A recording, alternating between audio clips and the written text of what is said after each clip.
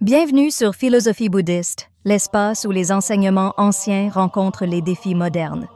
Ici, nous explorons la sagesse du Bouddha pour cultiver la paix intérieure, la compassion et l'épanouissement. Il est presque universellement reconnu que la colère, tout comme d'autres émotions négatives, est l'une des plus difficiles à surmonter. Si vous trouvez un jour dans une situation où votre cœur est rempli de ressentiment, où une personne ou un événement vous a blessé, vous comprenez que le simple fait de dire « lâche prise » n'est pas toujours suffisant. On vous dira souvent de laisser aller vos émotions, de passer à autre chose. Mais comment y parvenir quand cette émotion semble imprégnée au plus profond de votre être? En réalité, l'idée de lâcher prise peut paraître facile à dire, mais elle est loin d'être simple à mettre en pratique. Ce que l'on oublie souvent, c'est que la colère n'est pas seulement une émotion, elle est une réaction physique et mentale profondément enracinée dans notre conscience. Elle surgit de nos blessures non guéries, de nos peurs et de nos incompréhensions. La douleur que l'on ressent ne se limite pas à un moment isolé, mais se prolonge, s'accumule et affecte chaque aspect de notre vie. La colère n'est pas qu'un simple état d'agitation passagère. Elle devient un poison qui envahit notre esprit et s'incruste dans nos pensées, nos actes et même notre manière d'interagir avec le monde. La colère se cache dans les petites choses du quotidien. Chaque mot acerbe, chaque regard jugé, chaque petit acte de violence émotionnelle devient un ancrage pour cette colère non exprimée. Elle est comme un fardeau que l'on porte constamment, alourdissement après alourdissement, sans trouver de véritable échappatoire. Et plus nous retenons cette colère, plus elle finit par se transformer en amertume, en rancune. Le temps passé à nourrir ce ressentiment nous éloigne de notre paix intérieure et nous emprisonne dans un cycle sans fin de douleur et de frustration. Ce n'est pas qu'il manque des solutions. La question est plutôt de savoir si nous sommes prêts à les adopter. Le processus de lâcher prise ne s'effectue pas simplement en un éclair, mais à travers une série de changements internes, des ajustements subtils de notre manière de voir les choses. C'est un voyage intérieur qui demande de la patience, de la compréhension et surtout un certain courage. C'est ici que des enseignements anciens, comme ceux du bouddhisme, offrent des perspectives puissantes. Ils nous invitent à regarder la colère sous un autre angle, non pas comme une émotion isolée, mais comme un signal, un appel à l'introspection et à la guérison. Lâcher prise commence par accepter que la douleur est légitime, mais que sa gestion est entre nos mains. Dans ce chemin de guérison, le premier pas n'est pas toujours de forcer la colère à disparaître immédiatement, mais de comprendre sa véritable nature. Pourquoi suis-je en colère? Qu'est-ce que cela révèle de moi? Pourquoi cette situation me touche-t-elle autant? Ces questions ouvrent un espace pour l'exploration intérieure et une prise de conscience qui peut commencer à alléger cette tension émotionnelle. Le bouddhisme, en particulier, offre des clés pratiques pour transcender cette douleur. Plutôt que de laisser la colère diriger notre vie, il nous enseigne comment comprendre le karma, un concept qui nous aide à comprendre nos actions et leurs conséquences. Ainsi, au lieu de se concentrer sur la souffrance de l'autre, nous pouvons apprendre à nous concentrer sur la manière dont nous réagissons, car c'est dans nos réponses que se trouve la clé de notre liberté. Lorsqu'on cherche à se libérer de la colère et de la rancune, il devient rapidement évident que la paix intérieure est la véritable condition préalable à la guérison. Sans elle, toute tentative de lâcher prise demeure partielle, superficielle et inefficace. Nous devons comprendre que la paix intérieure n'est pas simplement un état passif de tranquillité, mais une dynamique active, un processus quotidien de réconciliation avec soi-même et avec le monde. La paix intérieure commence par un profond sentiment d'acceptation de soi. Cela signifie reconnaître et embrasser toutes les parties de nous-mêmes, même celles que nous trouvons difficiles à aimer, nos imperfections, nos faiblesses, nos erreurs passées. Trop souvent, nous cherchons à fuir ces aspects de notre être, à les cacher ou à les réprimer. Cependant, c'est en les acceptant, en les accueillant, que nous pouvons commencer à les comprendre et à les guérir. La paix intérieure ne consiste pas à ignorer nos émotions ou à minimiser nos expériences, mais à les vivre pleinement tout en préservant notre capacité à l'observateur sans jugement. Dans ce processus d'acceptation, nous pouvons rencontrer de nombreux obstacles, en particulier ceux qui découlent de la société et de nos interactions quotidiennes. La pression constante pour être parfait, pour correspondre aux attentes externes ou même pour agir correctement peut être écrasante. Mais cette quête de perfection est souvent le terreau de la colère et de la frustration. La paix intérieure vient lorsque nous cessons de nous comparer aux autres et que nous apprenons à apprécier notre propre chemin. Il est également essentiel de comprendre que la paix intérieure ne signifie pas que nous devons devenir indifférents aux injustices ou aux souffrances qui nous entourent. Au contraire, elle nous permet de répondre à ces situations avec sagesse et compassion plutôt qu'avec colère ou amertume. Une personne en paix avec elle est même capable de voir la souffrance dans le monde, mais elle ne laisse pas cette souffrance l'envahir ou la définir. Elle peut offrir des réponses justes et équilibrées, guidées par la sagesse, non par la réaction émotionnelle. Le bouddhisme nous invite à cultiver cette paix en pratiquant la pleine conscience, en étant présent à chaque instant et en écoutant profondément notre propre souffle, nos pensées et nos émotions. La pratique régulière de la méditation est un excellent moyen de renforcer cette paix intérieure. Elle nous aide à calmer l'agitation de l'esprit et à créer un espace où nous pouvons observer nos pensées et émotions sans y réagir immédiatement. À travers cette pratique, nous découvrons peu à peu que la paix intérieure n'est pas quelque chose que l'on peut pousser, mais plutôt quelque chose que l'on cultive petit à petit à chaque instant de notre vie. Le karma est un concept fondamental dans de nombreuses traditions spirituelles, mais c'est dans le bouddhisme qu'il trouve une signification particulière lorsqu'il s'agit de gérer nos émotions négatives, telles que la colère. Le karma n'est pas simplement une question de récompense et de punition, comme on pourrait le penser dans une vision simpliste. Il s'agit plutôt de comprendre que chaque action, chaque pensée, chaque parole que nous émettons crée une empreinte, une vibration, qui se répercute sur nous et sur ceux qui nous environnent. Le karma est souvent compris comme la loi de la cause à effet, où nos actions génèrent des résultats qui reviennent à nous. Mais ce n'est pas seulement ce que nous faisons à l'extérieur qui compte, c'est également ce qui se passe à l'intérieur de nous. Le karma englobe les actions de notre corps, de notre esprit et de nos paroles. Un acte commis avec une intention pure génère des résultats positifs, tandis qu'une action motivée par des émotions négatives comme la colère, la jalousie ou la haine génère des conséquences douloureuses. Il est important de comprendre que le karma ne se manifeste pas immédiatement. Parfois, nous commettons des actions ou des pensées qui ont des effets immédiats sur notre bien-être, mais d'autres fois, il peut s'écouler du temps avant que les conséquences ne se fassent sentir. La gestion de la colère, par exemple, implique une prise de conscience profonde que les conséquences de notre colère ne se limitent pas aux personnes à qui nous adressons notre colère. En réalité, elles nous attirent tout autant, voire davantage. Lorsque nous réagissons avec colère ou ressentiment, nous générons un karma négatif qui nourrit encore davantage la souffrance. La pratique du bouddhisme nous enseigne que nous sommes les héritiers de nos actions, que ce soit pour le bien ou pour le mal. Cela signifie que nous avons un contrôle total sur la manière dont nous réagissons aux situations qui se présentent à nous. Nous pouvons choisir de répondre avec colère ou de choisir la voie de la sagesse, de la patience et de la compassion. En agissant de manière consciencieuse et positive, nous cultivons un karma favorable qui nourrira notre vie et la vie des autres de manière constructive. Dans le cadre du karma, la pureté des intentions joue un rôle clé. Lorsque quelqu'un agit de manière intentionnellement bénissante ou destructrice, les conséquences de ses actions sont inévitables.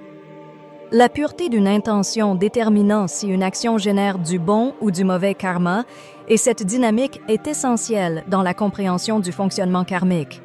Si une personne vous fait du tort, il est naturel de ressentir de la colère. Pourtant, en examinant les intentions de cette personne, nous pouvons comprendre que, malgré la souffrance qu'elle nous inflige, cette douleur n'est que le reflet de ses propres actes et intentions impures. Lorsque quelqu'un agit avec des intentions négatives, la souffrance qu'il crée pour lui-même est une conséquence de son propre karma. En revanche, lorsque nous choisissons d'agir avec pureté, de répondre à l'agression par la bienveillance et la patience, nous générons un karma positif, qui peut conduire à des conséquences harmonieuses. Le bouddhisme nous enseigne que la souffrance qui nous est infligée n'est pas une fatalité, mais plutôt une occasion d'agir avec sagesse et maturité. En répondant avec calme et compassion, nous évitons d'alimenter le cercle vicieux de la colère et du ressentiment. C'est ainsi que nous pouvons réduire la souffrance dans notre vie et ouvrir la voie à un karma plus lumineux. L'intention derrière chaque acte est ce qui détermine sa répercussion, et cette compréhension peut profondément transformer la manière dont nous réagissons aux provocations et aux difficultés de la vie. Lorsque vous vous trouvez face à des situations difficiles où la colère semble vouloir dominer vos réactions, il est impératif de se rappeler que la véritable liberté réside dans notre capacité à choisir notre réponse. Parfois, nous sommes placés dans des situations où la colère pourrait être une réaction naturelle. Cependant, la manière dont nous réagissons à cette émotion détermine non seulement notre paix intérieure, mais aussi l'impact que nous avons sur les autres et sur notre propre vie. Le bouddhisme nous enseigne que répondre à la colère avec plus de colère ne fait qu'ajouter au cycle de souffrance. Le véritable défi est de briser ce cycle en trouvant une réponse consciencieuse qui non seulement nous préserve, mais permet aussi à l'autre de se retrouver dans un espace de compréhension. Quand quelqu'un nous agresse verbalement ou émotionnellement, il est très facile de succomber à la tentation de répondre sur le même ton. Pourtant, cette réaction immédiate est souvent le produit de l'ego, qui cherche à se défendre et à se protéger. Lorsque nous nous laissons emporter par cette impulsion, nous donnons plus de pouvoir à la colère et à l'agression, prolongeant ainsi la souffrance. Mais quelle serait la différence si nous choisissions de répondre avec calme et sagesse? Un simple geste de patience peut créer un espace de tranquillité dans une situation autrement tendue. Cela ne signifie pas que vous devez tolérer des injustices ou laisser les autres vous marcher sur les pieds. Il s'agit de choisir comment vous voulez que cette situation se développe, en évitant que la colère ne prenne le dessus. Une réponse pleine de compassion, de compréhension et de patience peut non seulement apaiser le conflit, mais aussi créer un précédent de paix qui pourrait, à terme, avoir un effet positif sur ceux qui vous entourent. Le secret réside dans l'attitude de bienveillance que vous développez en vous-même. Ce n'est pas un acte passif, mais un choix actif. Il s'agit d'une pratique constante de cultiver la paix intérieure. Si nous parvenons à rester maîtres de nos émotions dans ces moments difficiles, nous devenons non seulement plus forts, mais aussi plus capables de comprendre et de soutenir les autres, en particulier ceux qui, comme nous, sont parfois perdus dans la confusion des émotions négatives. Cela ne signifie pas que nous devons tout pardonner sans condition. Au contraire, cela signifie que nous comprenons les conséquences de notre propre karma et que nous choisissons de répondre avec sagesse.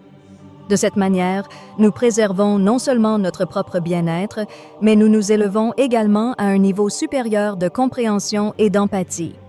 La colère, une fois répondue par la patience et la compassion, perd son pouvoir de nous détruire et devient simplement une expérience que nous pouvons apprendre à traverser. La colère est souvent perçue comme une émotion extérieure qui se dirige vers les autres, mais ce que beaucoup ne réalisent pas, c'est qu'elle a des effets dévastateurs sur celui qui la ressent. Lorsque vous nourrissez de la colère, vous n'infligez pas seulement de la douleur à ceux qui vous entourent, mais vous vous bénissez aussi vous-même. Ce n'est pas une notion théorique ou abstraite, mais un fait tangible que la colère prolongée peut avoir des effets négatifs sur votre bien-être physique, émotionnel et mental. Imaginez une personne qui conserve de la colère à l'intérieur, en la refoulant, en la camouflant sous des canapés d'indifférence ou de ressentiment. Chaque fois qu'elle y réfléchit, la colère réapparaît, alimentée par la pensée. C'est un peu comme maintenir une flamme allumée dans votre cœur. Même si vous ne voyez pas la flamme, elle brûle silencieusement, consommatrice de votre énergie, de votre paix et de votre bien-être. La colère qui est contenue, qui n'est pas exprimée ou apaisée, se transforme souvent en stress chronique, en anxiété, voire en dépression. Les effets physiologiques sont également bien documentés. L'augmentation de l'hormone du stress, le cortisol, peut affecter votre système immunitaire, augmenter votre tension artérielle et nuire à votre santé en général. Le bouddhisme enseigne que la colère est une forme de souffrance auto-infligée. Le proverbe bouddhiste qui dit que « La colère est comme tenir un charbon ardent dans votre main, espérant le jeter sur quelqu'un d'autre » illustre parfaitement ce concept. Le plus grand dommage n'est pas celui que vous infligez aux autres, mais celui que vous vous infligez à vous-même. Plus vous tenez cette colère, plus elle vous consomme de l'intérieur. Vous devenez prisonnier de vos propres pensées et émotions, et la souffrance devient une partie de votre identité. En gardant cette colère, vous devenez en quelque sorte complice de votre propre malheur. Ce n'est que lorsque vous comprenez que la colère vous fait plus de mal qu'à quiconque d'autre que vous pouvez commencer à vous en détacher. C'est un processus long et difficile, mais il est essentiel de se rappeler que la guérison commence par la compréhension. Laissez aller cette colère, non pas pour le bien de ceux qui vous ont blessé, mais pour le vôtre. Car lorsque vous vous libérez de cette émotion destructrice, vous vous offrez à vous-même un cadeau inestimable, la liberté intérieure. L'amour de soi est une condition essentielle pour tout processus de guérison, surtout quand il s'agit de se libérer de la colère. Trop souvent, nous croyons que l'amour de soi est un acte égoïste ou narcissique, mais en réalité, il s'agit simplement d'une forme de soin profond et respectueux envers nous-mêmes. Ce n'est que lorsque nous nous acceptons pleinement, avec nos défauts et nos faiblesses, que nous pouvons commencer à nous libérer de la douleur et de la colère qui nous retiennent. Le bouddhisme nous enseigne que le lâcher-prise commence par la reconnaissance de notre propre humanité. Nous devons nous accepter avec toutes nos émotions, sans jugement. La colère, tout comme la joie, est une émotion naturelle et humaine. La clé est de ne pas s'y attacher. Cela ne veut pas dire ignorer ou nier cette colère, mais plutôt reconnaître son existence sans lui permettre de contrôler notre comportement. L'amour de soi, dans ce contexte, est un acte de compassion envers soi-même, une manière de se traiter avec la même gentillesse et la même patience que l'on accorderait à un ami proche qui traverse une période difficile.